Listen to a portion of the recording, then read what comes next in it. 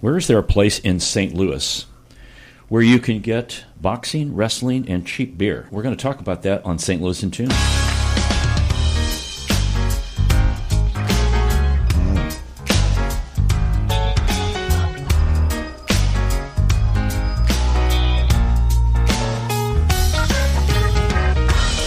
Welcome to St. Louis in Tune, and thank you for joining us for fresh perspectives on issues and events with experts, community leaders, and everyday people who make a difference in shaping our society and world.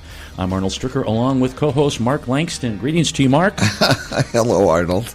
I like it. Beer, boxing, beer, wrestling. Yeah, beer, boxing, and wrestling. This is all good stuff. Oh, yeah. This is like what America's made of. I'm making people think about what in the world are we going to talk about today. Heaven only knows with you. They will enjoy this one today. Folks, we're glad that you joined us today. We want to thank our sponsor, Better Rate Mortgage, for their support of the show. You can listen to previous shows at stlintune.com. Please help us continue to grow by leaving a review on our website, Apple Podcasts, or your preferred podcast platform. Our return to civility today. I did this for Mark. Bring treats for your office mates. Oh, yeah, please. And I'm going to have to scoot over to the refrigerator and get those bottles of water out for our guests here in a moment. Okay. It doesn't have to be a special occasion. Just bring in some treats to share with everyone. I like those bite-sized Snickers bars, by the way, if you want to ever bring those. I've always liked the Halloween. When it's Halloween, it's always my favorite time of the year because they've got these big bags of all these treats. And do you eat all those little Snicker bars? Oh, it's so bad for me. Yeah, I do. I know. Eat one of those large ones with a Mountain Dew. I used to do that when I was picking up hay in the field. He's out of his mind, isn't he? Gives you a big sugar high for 30 minutes, and then you're ready to take a nap. Are you kidding? God only knows what it... All right. So bring treats for your office mates or your radio mates. There you go. As it works that way. Do it. In studio, we have Miriam Moynihan. She's an author, award-winning writer, and designer. And Ryan Buckley, he's an author, union bricklayer, and stonemason. I'm wondering how those things go together. You put pieces together that are physical, and then you have to do them in a written form. It's very interesting. Miriam, it comes naturally for her because she's a graduate of the University of Missouri School of Journalism. They put out great journalists all the time. And she worked at the Capital Gazette in Annapolis, Maryland. There is an Annapolis, Missouri, and the Houston Post, and also the Houston Chronicle. Wow. And they're here to talk about the book that they both collaborated on, the South Broadway Athletic Club. St. Louis is home for boxing, wrestling, and cheap beer since 1899. 120, going on 6 years now? Yep, yes. Last year was our 125th year of continual operations. All right, I want to say, now, how did you guys get involved with the South Broadway Athletic Club? Miriam? I just joined a couple of years ago. A lot of my family members were already members, and my brother Bob is on the board, and they just kept leaning on me to join the club and just be part of the South Broadway community. So I finally gave in and joined about 2 years ago. And Ryan, what about you? I joined 2016 with a larger group. We had some friends of mine. We had a group called the Sooner or Later Club, and we would get together and do barbecues. We were a barbecue crew. We'd hang out, throw ourselves little parties, and our goal was always to save up enough money to buy an old bar or a corner bar in South St. Louis and turn it into our clubhouse. As we were going about doing that, one of our members, Angelo, his uncle Mike Button, who ran the club through the 90s, came back as the club was on a downward slide and was trying to get new blood in there, new members in there. And so he tried to get us down there for some years, and we hemmed and hawed about it. And he finally got us to come down, and we looked around and realized everything we're trying to set up and do is already set up here. And joined the club with about 17 of us at one time. Wow. And they'd absorbed us into the club, and we've been functioning there since. Now, when people hear about the South Broadway Athletic Club and they get the tagline about boxing, wrestling, and cheap beer, it's like you think of a modern-day kind of fitness center like some of these places out there where they got the equipment, or you think, now that I've talked about boxing, you have to want to box, you have to want to wrestle. Maybe that's how it started. Let's get into a history a little bit about the club. So we did start as that. Moving into now, we are much more of a social club. We're based in Soulard. We're at 7th and Shenandoah. So we're a little hub in the neighborhood there where people come together. Boxing, wrestling brings people in. We have music, food events.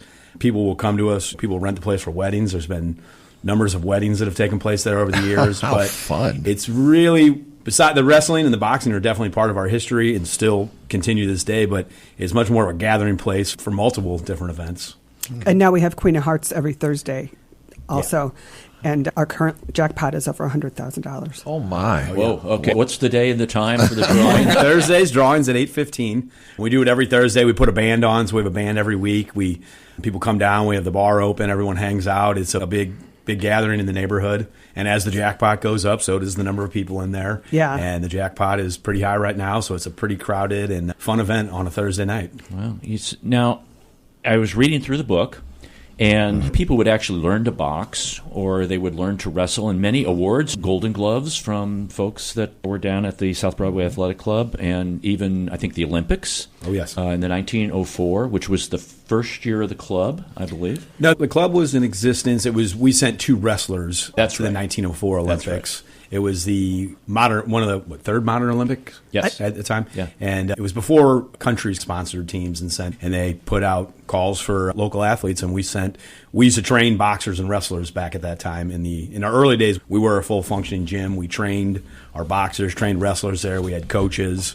So is that the case now? No, we don't anymore. We put on wrestling. The wrestling style we have now is a WWF style. I call it the physical theater. Oh, yeah. They're putting it on a play, and it's a very physically acted out. It's like wrestling at the Chase? Oh, yes. We were... the Bruiser? Yep. South Broadway has a very long history in St. Louis's wrestling community. But we used to train boxing. We don't have any training anymore. We used to have a separate building, also in Soulard near 55, that was our gym, where we would train them. We had that in the 90s. That kind of petered out. Boxing slowed down as a cultural thing, but we do still put on amateur boxing. We have about probably 3 events per year. We don't put them on. We have someone comes in and holds them there, but we house boxing still at the club. We just don't train fighters anymore. Miriam, talk about the research that went into the book, because you go way back. You have photographs from a lot of archival kinds of places, from the St. Louis Mercantile Library at the University of Missouri St. Louis. Tell me about that. The Mercantile Library was huge, helping us get the visuals for this book, with what we already had. When we started looking through the boxes of the materials that we had, we started uncovering all these amazing photos, really old photos from the beginning of the club. And then the publisher recommended that we look at other places too. And so the Mercantile Library at UMSL is where they keep a lot of old stock photos from, like, the Globe Democrat. We have a lot of pictures in here from the St. Louis Globe Democrat, which was the paper that mostly covered boxing back in the day. And so we were really lucky to have help from Charles Brown, one of the curators there, and he helped us take a deep dive up there at the Mercantile Library. Now, since you have a lot of relatives who, I'm going to say, have been deeply ingrained in the club for a long time, did you interview them, or are these stories that you've heard all along the way? Or no, we didn't really know these stories until we started researching it more and reading the old publications and going into newspapers.com and finding the information about what the club was back in the day. It was in the early 1900s, the boxing teams became very serious, and some coaches emerged who would coach these groups of young men. And one of the coaches was named Joe Weber, and he became pretty famous for his winning teams of boxers up through about World War II. And they took groups of boxers to national competitions in New York. We won several Golden Gloves in New York. And so it was a real point of pride for the dominant boxing teams that we had. And that's a prominent thing, that they were very dominant. They were very well known nationally. Yes. Oh, yeah. There's a quote, it's in the book, I forget the author, but it is basically South Broadway Athletic Club is to Golden Gloves boxing what the Yankees are to baseball. There you go. And there's a photograph in here, Mark. There you go. I think people would not maybe catch this. This is a photograph, it's page 60, 1949 Golden Gloves sub-novice champions. And in this photograph, there's 8 individuals, and you have 2 African Americans, and you have an Hispanic American, and the rest are white.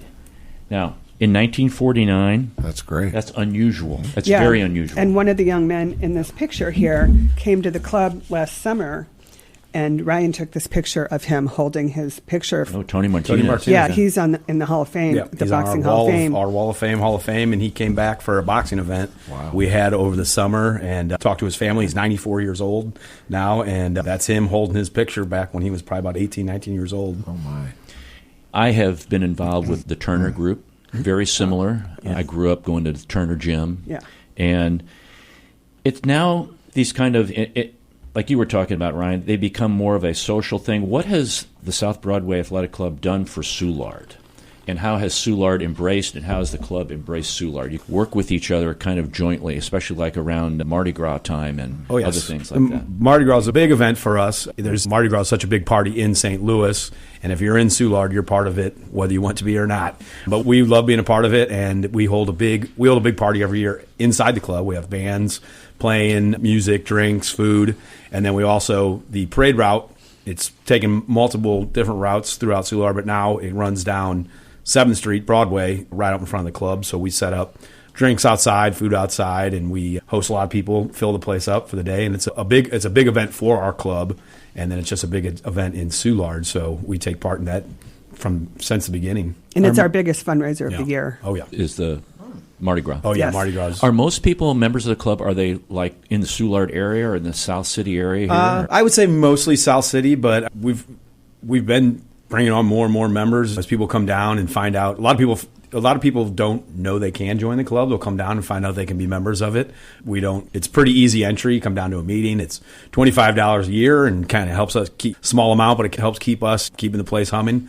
And so in the last couple of years, we've been adding a lot more members because the club, it's part of the book, but the club late 2000 or early 2000s and the middle 2000s was close to circling the drain. We almost had to close doors for good in about 2014. Things weren't looking good, and we've been on the upward slide of the comeback for some years now. Now, why the book? What's the purpose of the book? We felt that there were stories to tell from the club that people would be interested in and that we wanted to document because 125 years is a long time. It is. And it's the oldest athletic club in St. Louis. We're older than the MAC, and we're one of the oldest ones in the country that's been continuously operating. And so once we started realizing that there were these stories to tell that people probably did not know, that we decided that we needed to write a book. You have to document these kinds of things or they get lost. Right, exactly. And unless you're really spending the time and doing the research, which really takes a long time, how long did it take from like start to the formulation of the idea to fruition where the printer was printed? By the way, Reedy Press, folks. Yes, Reedy Press. They were great. About 15 months. Yeah, I'd say it was about a year in all, maybe a little bit more planning before that. Mike Button has had the 125 years on his mind for some time and kept it on all of our minds. And as an approach, we realized it's going to be a big project to put this book together. So we started, it probably took a little over a year to get everything together and organized. This is Arnold Stricker with Mark Langston of St. Louis in Tune. We're talking to Miriam Moynihan. She's an author and award-winning writer. And Ryan Buckley, he's an author and a union bricklayer and stonemason. So there was some of the committee of the people who supervise this were like, yeah, we need to do this, or did you guys go, hey, we need to do this? Where did the brainchild come, and why did you do this? And then did Miriam say, yeah, I can do that too, or did you knew she was a writer, and so you kind of got together? A little bit, yeah. We put together a committee to do the book. There was 8 of us all together that worked on it. Miriam and I were fortunate enough to be the ones with the names on the book, but there were 8 other people, or 7 other people that helped us out all along the way, and we set out we have a 50-year book, a smaller book, and a 100-year book that's also a kind of a smaller book. Rick Lanius, who was a old club member, he was a printer. He's the one that preserved a lot of these pictures and ran the printing press. So we had the original prints in negatives for a lot of these old pictures we had in-house due to him saving those from back that's great. 1999. So we knew we had a lot of information sitting on our hands to use. We just had to figure out how to organize it and put it into a book form. Luckily, Miriam came along to help us out because I don't think we would have got it done without her, to tell you the truth. Did you do some of the layout, or did you let Reedy do that? Reedy Press did the entire layout. We just did the editorial, and we curated the photos. And is this something that you've always had in the back of your mind as a journalist and working for the papers that you've worked for? Have you ever thought, man, I'll do a book sometime? I think everyone who writes thinks that maybe someday they'll do a book, but I didn't think it was going to happen. Or you didn't think it would happen with this topic? Or I didn't think it was going to happen to me, but suddenly I discovered that the archive committee was working on a book, and I realized that I could probably help with this. And so I joined the committee, and we dove in. And there were actually 5 people who wrote the book. Ryan and I just wrote most of it, but there were also Kevin Wilkins, the president of the club. He wrote a chapter and a sidebar. Dan Gunther wrote 2 chapters. And then Mitchell Goist, who is a Soulard resident, he wrote a couple little chapters too. So you look at the table of contents, folks. You have the founding, you have an athletic club, you have a social place, club as community, and then the comeback. I like this, the Bottle Rockets show. Yeah. What's the Bottle Rocket show about? A big event for us, and that was a big kind of kickoff to the place coming back. It was 2015, correct? I think it was 2016. Okay. We had the Bottle Rockets, the band, a local alt-country band. They're a nationally known band. They, separate from us, had a photo shoot. They were putting out an album, and they were doing a photo shoot. And one of the spots they stopped, just a local landmark, was South Broadway Athletic Club. They liked the picture so much that became the title of the album. And so we got a hold of them. This was when the club was struggling to keep the lights on. And we got a hold of them and said, hey, we love the name of the place, obviously, or the album, and asked them if they'd do a show. And they were nice enough to come down. They did a free show and donated all the proceeds to the club, which helped sustain us, helped keep us together. Honestly, it was a big turning point in the club. It drew a lot of people down. I believe that's where Bob and Mary gave us a lot of attention. Yeah, a lot of members say that's one of the first times outside of wrestling that they came down to the club for an event and kind of caused them to be like, oh, this is a place we can go to and be a part of. So it was a big event in our modern history, and a big event for turning the club around as far as membership, revenue, and attention. If you've been down in the South City area, down by Soulard Market and gone down to Soulard area, you've probably driven by the club. Sure. Oh, yeah. And seen it. And everyone who's ever been to the brewery has driven right by it. We're in the brewery's shadow, just about. And it had originally been several blocks away in somebody's house. They, 4 people founded this, and they had it like in the basement or the first floor or something, and then they expanded more and more. Yes. It was at 611 Geyer previously. And it was a building that they rented. And I did form it in one of the men's houses. But then they very quickly rented a space. And they were at 611 Geyer for about 15 years and then realized that they needed more space. And so they moved into our current location, 2301 South 7th. And it's a large building, and it had been several other things before, including a Stupp Brothers Steel Company. They're the ones who built it in 1893. And so our building precedes the club by a few years. Actually, it's a little bit older. And so they were in the building for a few years and then bought the building. The club has owned the building for more than 100 years now. I'm sure the building was like a tank, knowing that a steel company built it. Yeah. The build's fairly interesting because it's one of the earlier bigger rooms. Like there's a big dance floor and a big open room, but that was due to the Stupp Brothers for their manufacturing of, I think they did iron. They did some work for the Eads Bridge, on the Eads Bridge. Stupp Brothers is still a company. They're still around. They're in Lemay. They're off of Weber Road in Lemay now. Okay. And they got quite a rich history there at their place. But, yeah, we found some interesting things. We found were some receipts for construction work on the building from, like, the 1890s. What was some like of the brick and brickwork? Yeah. How does that compare with today's prices? A little cheaper. A little cheaper. But you know what? They built it to last because it's still standing now. And they did build it to last. The bricks are one of the few things about that building that needs too much work. So it's still in good shape. It does require a lot of upkeep. That's one of the major things we use a lot of money for, is keeping a 130-year-old building functioning and in shape. Part of our fundraisers we just finished last year, we put a new roof on the place, which was in need of, which was a big fundraising drive we were doing for years to get that finally done. And so the place is watertight now, which is good for us because we can move to updating and bringing back to life some of the other parts of the building. So I'm going to ask you, it's a more personal question that you would answer to someone who you met on the street, and then they said, why should I join the South Broadway Athletic Club? What are the benefits I'm going to get from it?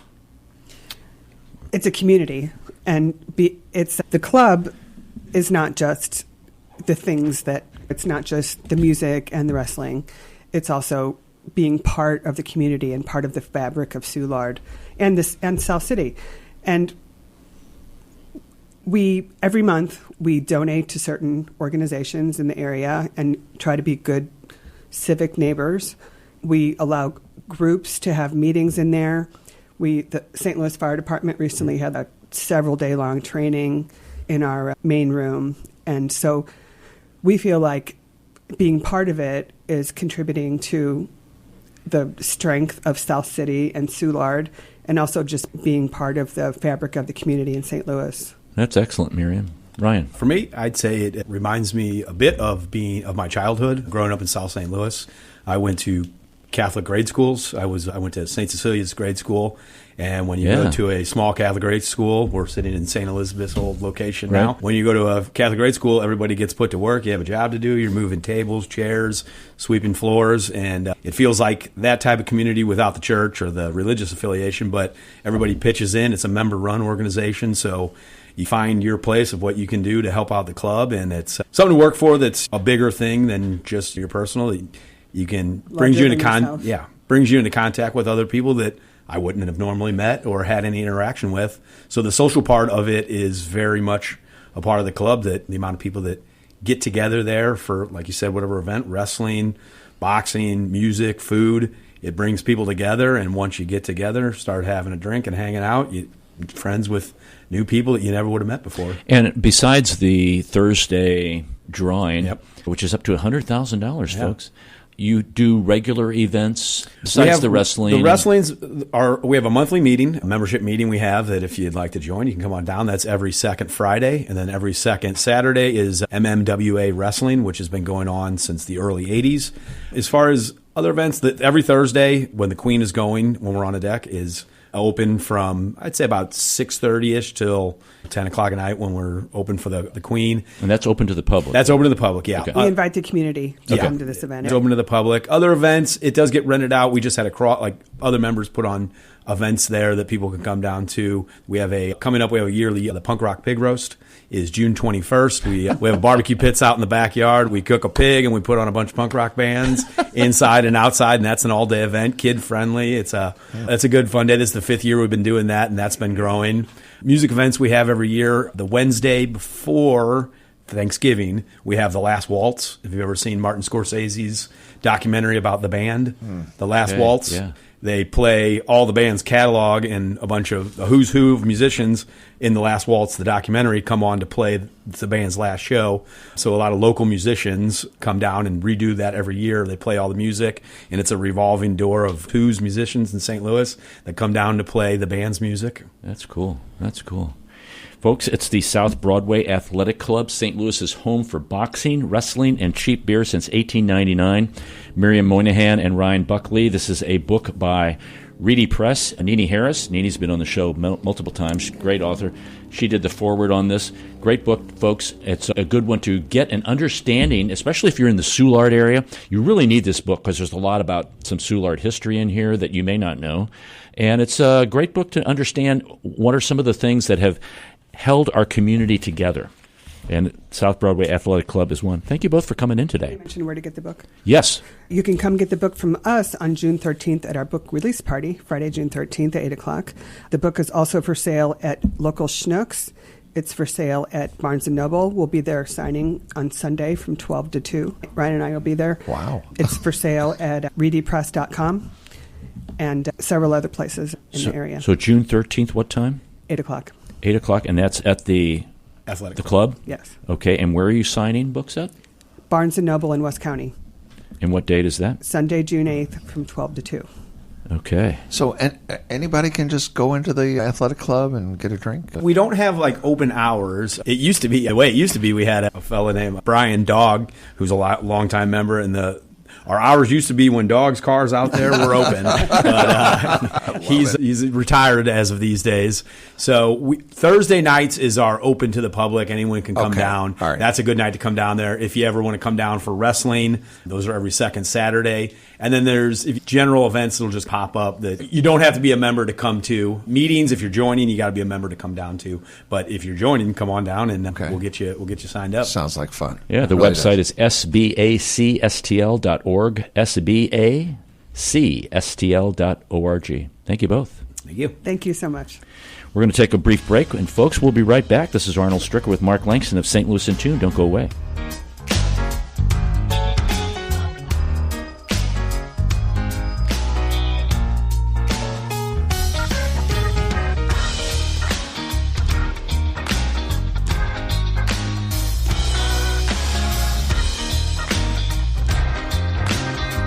As strange as it may sound, at Better Rate Mortgage, we love talking to people about mortgages. Everyone in St. Louis promises a better mortgage rate, but what you really need to turn that perfect house into your dream home is a better mortgage. At Better Rate Mortgage, we open the door to so much more.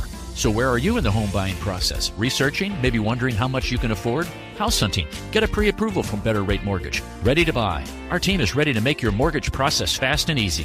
Whether you're purchasing your first home or taking cash out to make your dream home even dreamier, our door is open. Come on in and get started today. We'll show you how. Call Sean directly at 314-375-3293 or online at betterratemortgage.com. Remember, at Better Rate Mortgage, a better rate is just the beginning. betterratemortgage.com. NMLS ID 401335, an equal housing lender. The United States has a strong tradition of welcoming newcomers and refugees. The Welcome Corps is a new service opportunity for Americans inspired to welcome those seeking freedom and safety and in turn help strengthen their own communities. Welcome Corps is a public-private partnership that is inspired by what Americans represent to so many around the world, a beacon of hope and refuge. All it takes is a helping hand. Are you ready to learn more? Contact the International Institute of St. Louis at info@iistl.org or call 314-773-9090. That's info@iistl.org or call 314-773-9090. This is Arnold Stricker of St. Louis in Tune on behalf of the Dred Scott Heritage Foundation. In 1857, the Dred Scott decision was a major legal event and catalyst that contributed to the Civil War. The decision declared that Dred Scott could not be free because he was not a citizen. The 14th Amendment, also called the Dred Scott Amendment, granted citizenship to all born or naturalized here in our country and was intended to overturn the U.S. Supreme Court decision on July 9, 1868.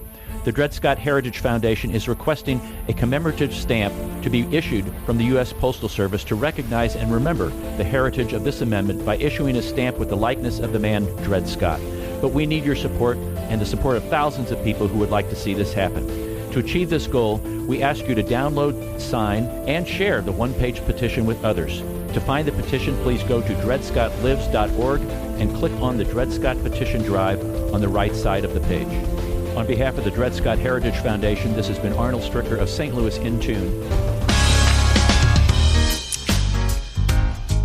We're back. Here's Johnny. Oh, no. What is that? One Flew Over the Cuckoo's Nest? Was that I the... think that's correct. Yeah. With That was a line that apparently was not in the script. Oh, is that right?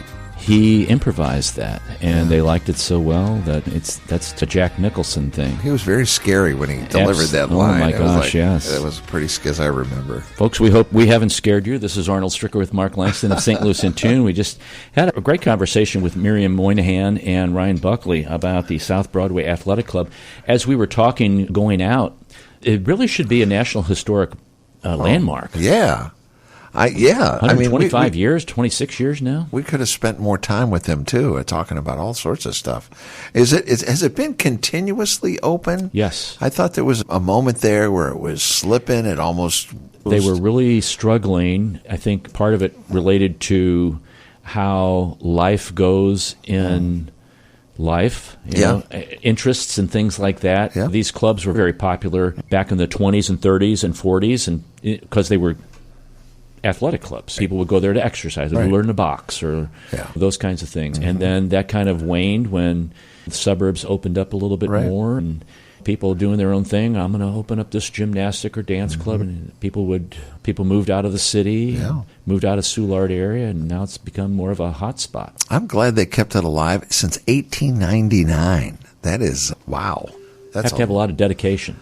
Yeah, I'm glad. And the South Broadway Athletic Club, I've heard about it as I was growing up. I always heard about what was going on. And like you said, wrestling at the Chase. Wrestling, yeah. They would talk about South Broadway Athletic Club on that. And to be nationally known for the Golden Gloves, and to be older than the MAC, the Missouri Athletic Club, also. Yeah. Big deal. Yeah, I think it's pretty neat. So again, they're doing It's only $25 to be a member. Yeah. What the heck?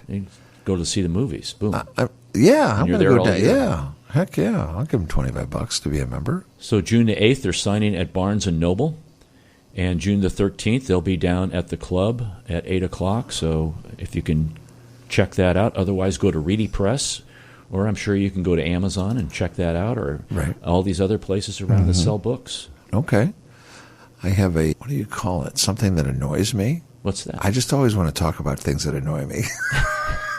I've got another mental floss, but talk about what annoys you. Oh, yeah, okay. Should we do the mental floss first? Okay, we'll do the mental floss. Yeah, let's do that This first. is our new portion of the show rather than the word of it. America's favorite gas station snacks mapped by state. Ooh, this sounds good. Yes, and so many times if you're like on a trip or you're taking maybe the kids to college or maybe you're just on a vacation, there's a lot of different kinds of treats out there. You see a lot of jerky. They always put the jerky things right up there. But what has come out on top, I'm just going to read, although beef jerky has one of the highest prices, it came out on top in the overall popularity contest. People in Michigan, Texas, North Dakota, and 5 other states believe the average cost of $5.63 is worth it for the cured meat product.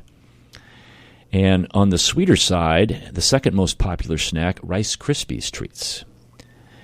It's devoted fans in 6 states, including Utah, New Jersey, and California.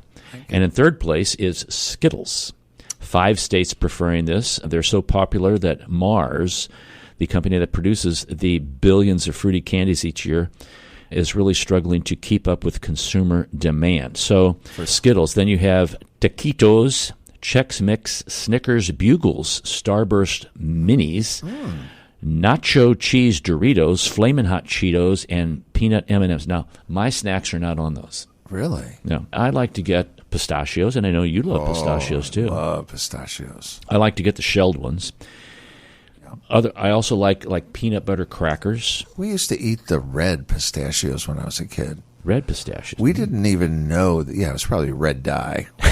That's outlawed now. I know, and we'd have like red fingers and red lips, but yeah, we used to eat pistachios that were red, and then they stopped doing that. Thank goodness, probably because of the red dye. Now, do you remember Crystal Pepsi? Oh yeah, that was like a clear Pepsi. Then you remember Dunkaroos? No. Okay, I don't either. Some of these may have been regional. They were discontinued. Another one is Oreo Cakesters, Bagel Bites. Nope. How about Tab soda? Oh, my mom loved Tab. I loved soda. Tab too. I thought Did it was you? I thought it was good. They don't make that anymore. Fruitopia. Heard of that. Kudos bars. Remember Kudos bars? I do. Orbits. Waffle Crisps. Psst, Waspel crisps. That's a plural of crisps. It's a plural. Okay. So, very interesting. What snacks do you get when you go out on a travel thing? Or do you bring your own from home? Oh, no. I like those. Yeah, I like teriyaki beef jerky, one of my favorites. And then Lunchables. I will grab a Lunchable. Really? High in sodium. I was going to say, you got your sodium content for the week. High in sodium, yeah. And then my sweet tea. I would do sweet tea. That never helps. More potty stops that way. Yeah. But yeah, that's. Then you can buy more Lunchables. I don't know what it is with me and Lunchables. I think those little cheese things too. Yeah, maybe it's the MSG, and you go for more, and then you got to eat more. I know, and I'm trying to say I'm not going to get those chips. That's unhealthy for me. Then I eat the other stuff that's got. You don't get a banana or an orange or an apple. Or boy, I was never raised like that. Yogurt. I wish I had been. I love yogurt. Yogurt with blueberries in it. It's one of my very favorites. Good. Every day I probably have one of those. It's good stuff. Yeah, I got to stay up on those. Yep. And pistachios, too. I do have pistachios. Yeah, we have the pistachio gallery with us all the time. Yes, we do. I know. Yes, we do. So that's mental floss, Mark. Well, that's pretty interesting. Yeah. That's some good stuff now. That's good things to know. So one of my pet peeves, I'm just going to have to tell you because it happened again today on the way to work. There's the white line where people are supposed to stop in front of the white line. It's just, maybe it's because I'm getting old and I want to get off my lawn, guy. But people, instead they stop in the crosswalk. Oh, no, we meant the other line that's in the crosswalk. That's the white line. They can't seem to stop where they're supposed to stop. And cars are dangerous. They're big. They're heavy. Yeah. They can hurt a lot of people. But I find more and more people are creeping into the intersections. They're not stopping like they should. And I'll be driving down the road and somebody will be coming up one of the side streets, and I'll be darned if the front end of their car isn't sticking out into the right of way. I think I have a theory on that. Okay. Here's my theory. In Missouri, they stopped having high school kids take driver education. You know what? That was part of the test, as I remember. Can you put the bumper in front of that white line? Yeah, you stop it with, even with the stop sign or right. where the white Correct. line is, and generally those were in congruence with each other. Sometimes they Correct. were a little off, so it was like, okay, do I start with the line? Right. Do I stop with the stop sign? Right. Backing up, you have to look over your shoulder with your right arm slung over the seat and wait 3 seconds after you stop before you turn back around. Yes, and some of the intersections are tight, and maybe they'll bring that left turn lane white line back a little bit. It's to give those cars that are turning in there a little bit more room, but then people are like, a whole car length over it. I know we miss it sometimes, or we get caught when the yellow light comes up. But man, more times than not, people are just. I don't know. Where did you learn how to drive? Where it becomes a problem is if there's a large truck with a trailer. Oh, then you're either going to back up, or the truck's going to be like, "Hey, what are you doing? I can't make this turn." I have to wait for you to. Yeah, you knucklehead get out of the way. Get out of the way. I know. Yeah. On the way into the station today, there was someone. I can't even tell you the gender. With license number. I know the car was hair color. No, and they were at the stop sign light, and they were all the way into the intersection and up to the farthest line in the crosswalk. So if you were walking in the crosswalk, you'd have to walk around the car and into the oncoming traffic. So it's like, what do you... Maybe they thought the back tire should be on the big white line. Happy to be in their world. Yeah, it gets very dangerous, especially if you're walking. So that's and my folks pet are peeve. like that. And I don't know. I get that. I'm trying not to I'm trying not to make it upset me. I look at it and just I want to honk the horn. No, you don't want to honk the horn. Tell horn. them they're number one. What do you think people you're carry doing? guns. My wife always says, Maria says, Mark, they have guns now. That's correct. My wife says that too. Does she? Okay. Yes. And I probably could honk the horn a lot every day. Okay. Legitimately. Today is Insect Repellent Awareness Day. Are you aware of that? I have been getting more bites this spring. Oh, because of all the water. I guess that's it. Yeah, the rain. Who knew they'd have an Insect Repellent Awareness Day? They have a day for everything. I know they do. And that was just one of the many days of the week that we have it. I had the rudest, slowest, nastiest cashier earlier this morning. Okay. I guess it's my own fault for using the self-checkout lane. Wow. That's terrible. And I don't understand people who say, I don't know how to thank you, like they never heard of money. Little tip wouldn't hurt. Oh, my. And earlier I saw a bumper sticker. Bumper stickers a lot. Sometimes I see bumper stickers on an entire back side of a car. Yeah. It said, I'm a veterinarian, therefore I can drive like an animal.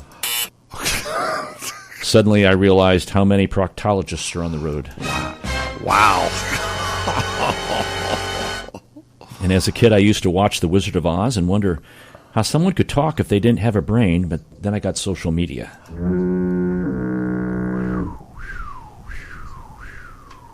And let's see here. Good. That's pretty good stuff. Yeah, that was a good one. Here, the last one. Oh, you got one more? Okay, A salesman says to somebody who's buying a car, "This car seats 6 people without any problems." The person said, "I don't think I know 6 people without any problems." Wow. I'll second that. Okay. You're looking for an encore. Oh, here we go. You have an encore. This is an employee praised for providing an office with dad jokes every day from a whiteboard. And here was the joke. "I saw someone dragging a clam on a leash this morning. It must be hard to walk with a pulled muscle." Oh, my God. You love dad jokes. That's I right do. up your alley, Mark. I do. I know. I'd subscribe to Facebook dad jokes. Bad dad. Now, I'm keeping all these good. I have a lot of really good ones. Dad Believe jokes? Me, I have just good jokes. Oh, okay. And you have good jokes. It's as these are bad jokes. For the end of the year show. Okay. Remember we did our yes. review last year? That's always a lot of fun. Yeah. So I'm saving those for that show. Okay, good. Up in that cash register. So I got to again. make it to the end of the year? Is that what you're saying? So let's give us the Art Fleming. I'll give you a I know, but I don't know where he is. I know he's in there somewhere. upper right-hand corner. Sorry. So sorry. So sorry. That's it, I know. I'm not sure where gosh. Art is all the time. So I had a So good you will time. receive some parting gifts from us. Thank you so very much. Yeah, Thank you, Art, for that from okay. the old Jeopardy show. Yep. That's all for this hour, folks. Thanks for listening. And don't forget the South Broadway Athletic Club. You can go Thursday night and catch the $100,000 maybe, or join the club and enjoy their activities that they have there that they provide. If you've enjoyed this episode, you can listen to additional shows at stlandtune.com. Consider leaving a review on our website, Apple Podcasts, Podchaser, or your preferred podcast platform. Your feedback helps us reach more listeners and continue to grow. I want to thank Bob Berthasell for our theme music, our sponsor, Better Rate Mortgage, our guests Miriam Moynihan and Ryan Buckley, and our co-host Mark Langston. And we thank you, our listeners, for being a part of our community of curious minds. St. Louis in Tune is a production of Motif Media Group and the U.S. Radio Network. Remember to keep seeking, keep learning, walk worthy, and let your light shine. For St. Louis in Tune, I'm Arnold Stricker.